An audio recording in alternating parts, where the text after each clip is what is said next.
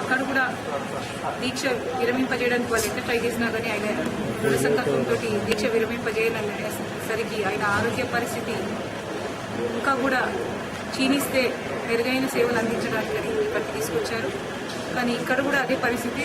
జగన్ గారు సస్యమీరా అని అంటున్నారు, దీక్ష విరమించారని అంటున్నారు.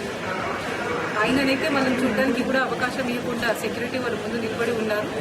చాలా దారుణంగా అట్లీస్ట్ వాళ్ళు విజయమ్మ గారిని కానీ పార్టీ గారు కానీ అట్లీస్ట్ చూసుకునే ఛాన్స్ కూడా ఇవ్వకుండా ఎలా వర్ణించాలో కూడా తెలియని పరిస్థితి.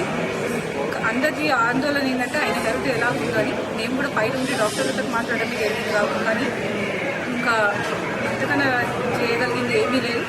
ఆయన మాత్రం దృఢ సంకల్పంతో ఉన్నారు ఈ దీక్ష ఎలాగైనా కంటిన్యూ చేయాలని. బలవంతంగా అంటే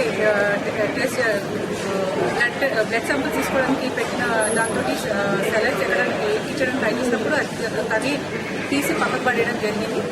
అంత స్థితిలో ఆయన ఉన్నా కానీ ఆయన ఎక్కడ కూడా కాంప్రమైజ్ కాకుండా దీక్ష కొనసాగించాలని దృఢ సంకల్పంతో